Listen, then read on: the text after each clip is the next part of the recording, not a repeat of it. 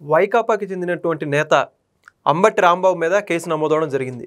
ఏదైతే నిన్నటి రోజున వైసీపీ నేతలందరూ కూడా పిలుపునిచ్చినటువంటి వెన్నుపోటు దినంలో భాగంగా గుంటూరులోని కలెక్టర్ కార్యాలయంలోకి మంది మార్బలంతో వెళ్లాలనుకొని ప్రయత్నించినటువంటి అంబటి గారి మీద, అదేవిధంగా పోలీసుల మీద వాగ్వాదానికి దిగినటువంటి దానికి సంబంధించి కేసు నమోదు చేయడం జరిగింది. మొత్తంగా ఇదే అంశానికి సంబంధించి మరిన్ని విషయాలు తెలుసుకుందాం. మనతో ఉన్నారు senior journalist doctor Bharat Reddy గారు.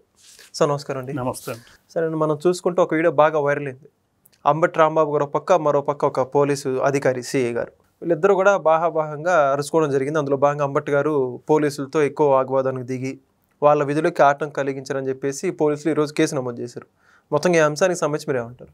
కూటమి ప్రభుత్వం సంవత్సరం పూర్తి చేసుకున్న సందర్భంగా వెన్నుపోటు దినం అని చెప్పి వైసీపీ ఒక పిలుపునివ్వడం జరిగింది. సంవత్సరం పూర్తి చేసుకున్న సందర్భంగా పూర్తిగా అసలు ఈ 1 ఇయర్లో ఏం కార్యక్రమాలు జరగాలి, పూర్తిగా వెన్నుపోటు పొడిచారు ప్రజలకు అని చెప్పే ప్రయత్నంలో భాగంగా ర్యాలీలు ఇట్లాంటి కొంత నిరసన కార్యక్రమాలు చేపట్టడానికి ప్రయత్నాలు చేయడం జరిగింది. ఆ ప్రయత్నంలో భాగంగా అంబటి రాంబాబు ముందుగా మా తత్వమే ఏంటంటే కొంచెం దురుసుగా ఉండే తత్వాన్ని ఆయన ప్రదర్శిస్తుంటారు. అది కలెక్టరేట్లకు దూసుకెళ్లే ప్రయత్నంలో, ర్యాలీ నిర్వహించే ప్రయత్నంలో, బైక్ ర్యాలీ నిర్వహించే ప్రయత్నంలో పోలీసులు అడ్డుకునే ప్రయత్నం చేయడం జరిగింది. పోలీసులు ఖచ్చితంగా ఎవరు ముట్టడి చేసినా దాన్ని అడ్డుకుంటే ప్రయత్నం చేస్తారు. ఈవెన్ అధికార పార్టీకి సంబంధించిన వాళ్ళు ఎవరైనా కూడా ముట్టడి చేస్తామంటే అడ్డుకునే ప్రయత్నం చేస్తారు. పోలీసుల డ్యూటీ అది. ఒకవేళ కానీ అవాంఛనీయ సంఘటనలు జరిగి ముట్టడి చేసే వాళ్ళల్లో ఇందులో వెళ్ళే బైక్ ర్యాలీలో వెళ్ళే అక్కడ ఏమన్నా కలెక్టరేట్లలో విధ్వంసం సృష్టిస్తే అది బాధ్యత వహించాల్సింది మరి పోలీసులే. లా అండ్ ఆర్డర్ సమస్య సరిగా లేదని ఖచ్చితంగా వాళ్ళ మీద కాంప్లైంట్స్. అందుకే ఈ ర్యాలీలు ఇట్లాంటున్నప్పుడు కేవలం వాళ్ళు ఇచ్చే పర్మిషన్లు ఏ విధంగా ఇస్తారు, ధర్నాలు చేసుకోవడానికి, లేదంటే నిరసన వ్యక్తం చేయడానికి, మామూలుగా ఒక చోట మీటింగులు పెట్టుకోవడానికి, ఇలాంటి వాటికి పోలీసులు అనుమతిస్తుంటారు. ఏ సమయం నుంచి ఏ సమయం వరకు చేసుకోవాలని చెప్పి. ముట్టడి అనే కార్యక్రమం, నిరసన అనే కార్యక్రమం ఉన్నప్పుడు ఖచ్చితంగా కూడా అనుమతి తీసుకోవాలంట. అనుమతి తీసుకున్నప్పుడు ఎంతమంది వస్తారో, ఎంతమందిని అనుమతించాలనే కార్యక్రమాలు రూల్స్ రెగ్యులేషన్ ప్రకారం వెళ్తుంటారు. ఎంతమంది అంటే అంతమంది వెళ్ళే అవకాశం ఉంటుంది. వాళ్ళు ఎప్పుడైతే ముట్టడి అని అనౌన్స్ చేస్తుంటారో వెంటనే పోలీసులు కూడా కట్టడి చేసే ప్రయత్నం చేస్తుంటారు. ముట్టడి చేస్తుంటే వాళ్ళు ఏం కూర్చుకునే ప్రయత్నం ఉండదు. ఎందుకంటే వాళ్ళ డ్యూటీనే వాళ్ళని కంట్రోల్ చేయడం, శాంతి భద్రతలు చేయడం. ఆ క్రమంలో భాగంగా అంబటి రాంబాబుని అడ్డుకోవడం జరిగింది. అడ్డుకున్న సందర్భంగా సహజ సిద్ధంగా అంబటి రాంబాబు ఆవేశంగా మాట్లాడుతుంటారు. ఆవేశం ఆయనకు కట్టలు తెంచుకుంటూ ఉంటుంటుంది. మామూలుగానే తెంచుకుంటూ ఉంటుంది. జనరల్గా కూడా ప్రెస్ మీట్లోనే మనం చూస్తుంటే ఊగిపోతుంటాడు.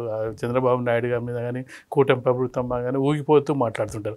అలాంటిది అక్కడ సీఏ ఆపడంతో అహం దెబ్బతిన్నట్టుగా అనిపిస్తుంది. ఒక సీఏ స్థాయి వ్యక్తి నన్ను ఆపుతారా? ఒక ఏసీపో, డీసీపో, లేదంటే ఈ ర్యాంకులు కాకుండా ఒక సీఏ కూడా నన్ను ఆపే ధైర్యం చేస్తారా?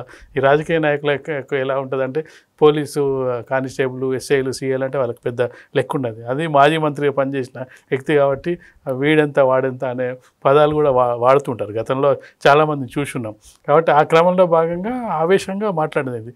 దానికి పోలీసులు వాళ్ళ డ్యూటీలో ఉన్నట్టు వాళ్ళు కూడా మర్యాదగా మాట్లాడు, ఇది పద్ధతి కాదని చెప్పే ప్రయత్నంలో అది వైరల్ అవ్వడం జరిగింది.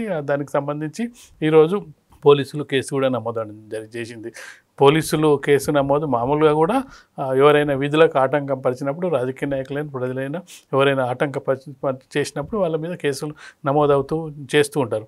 అయితే మనం ఇక్కడ గమనించాల్సిన విషయం ఏంటంటే ఇటీవల ఒక నెల రోజుల నుంచి మనం గమనించినట్టయితే వైసీపీలో ఉన్న కొంతమంది నాయకులు పోలీసుల మీద కానీ అధికారుల మీద అగ్రెసివ్గా వెళ్ళే ప్రయత్నం చేస్తున్నారు. దానికి కారణం మనం ఒకసారి పూర్తి స్థాయిలో ఒకసారి లోతుగా విశ్లేషించినట్టయితే జగన్మోహన్ రెడ్డి వ్యాఖ్యలే కారణమని మనం చెప్పొచ్చు. జగన్మోహన్ రెడ్డి గతంలో ఒక పిలుపునివ్వడం జరిగింది. మీ మీద ఎవరైనా కేసులు పెట్టినా, మిమ్మల్ని ఇబ్బంది పెట్టినా మీరు నోట్బుక్లో రాసి పెట్టుకోండి. అది మనం అధికారంలోకి వచ్చిన తర్వాత వాళ్ళని సంగతి చూద్దాం, అంతు తెలుస్తాం, వాళ్ళు సప్త సముద్రాల బయట ఉన్న వాళ్ళని అంతు తెలుస్తామని చెప్పే ప్రయత్నం. అప్పటి నుంచే కొంతమంది వైసీపీ నాయకులు ఏం చేస్తున్నారంటే దాన్ని ఏదో విధంగా ఒక క్రియేట్ చేసి దాన్ని ఒక సెన్సేషన్ చేసే ప్రయత్నం చేస్తున్నారు. నిన్న అంబటి రాంబాబు చేసిన ప్రయత్నం కూడా అదే అని మనం అనుకోవచ్చు.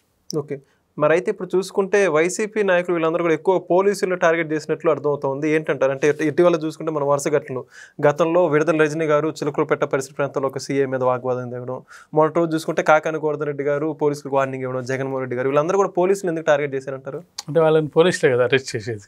ఏదైనా కేసు అయితే పోలీసులే. ఇప్పుడు రెవెన్యూ సిబ్బంది, కలెక్టర్, వీళ్ళకి సంబంధాలు ఉండదు.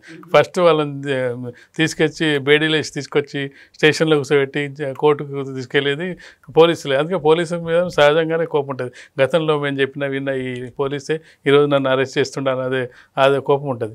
దాంతోపాటు మనం చూసుకున్నట్టయితే ఇక్కడ గమనించాల్సిన అవసరం ఏంటంటే జగన్మోహన్ రెడ్డి చుట్టూ ఉన్న అనుచరగణం అంతా కూడా బాగా దగ్గర ఉన్న అనుచరగణం, సహచరులు అనుకోండి, అనుచరగణం అనుకోండి, నెంబర్ 2 నెంబర్ 3 స్థానాల్లో ఉన్న అనుకోండి, క్యాబినెట్ మంత్రుల్లో ఉన్న వాళ్ళు కొందరేమో జైలుకి వెళ్ళారు, కొందరేమో బెయిల్ కోసం ప్రయత్నిస్తున్నారు. జైలు బెయిల్ గానలు తప్పించుకొని తిరుగుతున్నారు. సీఎం ఆఫీసు కూడా అక్కడ ఇన్వాల్వ్ అయింది కేసుల విషయంలో. మిగతా వాళ్ళు సైలెంట్ ఉన్నారు, ఎందుకు వచ్చిన గోలని చెప్పి. ఒక 5-6 10 మంది మిగిలి ఉన్నారు.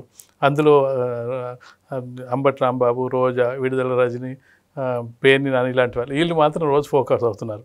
దానికి ఎందుకు ఫోకస్ అవడానికి ప్రధానమైన కారణం మనం ఒకసారి రాజకీయంగా విశ్లేషించినట్టయితే, ఒకటి జగన్మోహన్ రెడ్డికి చాలా దగ్గర వ్యక్తులుగా ఉన్నాం, నేను ఎవ్వరు లేని సమయంలో మేము వీర విధేయులుగా ఉన్నామని చెప్పుకునే ప్రయత్నం.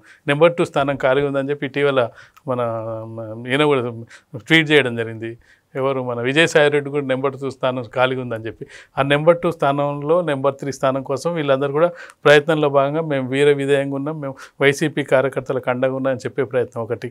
దాంతోపాటు ఒకవేళ ఇక్కడ ఏం లాభం లేకపోతే రేపు వేరే పార్టీలో ఒకవేళ నేను తీసుకున్నప్పుడు కూడా నీకు బార్గెనింగ్ కెపాసిటీ పెరిగే అవకాశం ఉంది.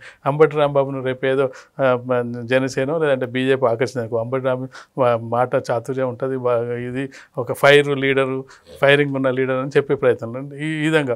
దాంతోపాటు మరొక 4 ఏళ్ల వారు వీళ్ళు ప్రతిపక్షంలో కూర్చోవాల్సిన అవసరం ఉంటుంది. ప్రతిపక్షంలో ఉండాలంటే ఖాళీగా కూర్చుంటే కార్యకర్తలకు ఏం చేస్తారు, వాళ్ళకి ఏదో ఒక పని చేయాలంటే వీళ్ళు ఏదో అగ్రెసివ్గా ఉండాలి. అగ్రెసివ్గా ఉంటే అంబటి రాంబాబు చర్చల్లో వస్తారు. నేను అంబటి రాంబాబు కనుక ఈ వీడియో వైరల్ కాకపోతే ఈరోజు మనం చర్చించుకునే అవకాశం లేదు. ఎందుకు చర్చల్లో ఉండాలి. చర్చల్లో ఉండాలంటే ఏదో ఒక కార్యక్రమం చేయాలి. అది పోలీసులు అయితే వాళ్ళకి ఈజీ టార్గెట్. పోలీసులు ఏదో విధంగా వీళ్ళని అడ్డుకుంటారు, మిగతా దగ్గర పోలేరు. ఎంఆర్ఓ ఆఫీస్కో వాళ్ళకి ఏం పని ఉంటుంది, అక్కడ ఎంఆర్ఓ ఆఫీసో లేకపోతే రిజిస్ట్రేషన్ ఆఫీసో, అక్కడ వాళ్ళకి వీళ్ళకి అసలు ఘర్షణ వాతావరణం ఉంటుంది. ఏమైనా రాజకీయ నాయకులకు ఏమైనా ఘర్షణ వాతావరణం ఉంటే పోలీసులతో ఉంటుంది. ఉట్టి 10 మంది 50 మంది ఉట్టిగా ధర్నా చేసినా పోలీసులు ఆపుతారు. ఆపినప్పుడు ఖచ్చితంగా ఘర్షణ ఉంటుంది. పోలీసులను టార్గెట్ చేయడం ఈజీ. దాని ద్వారా వీళ్ళు రాజకీయంగా కూడా లబ్ధి పొందడం easy.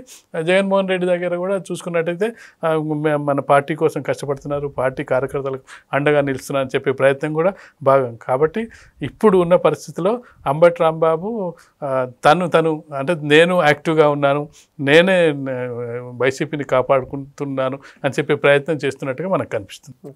Thank you sir. Please subscribe to Leo news for more videos.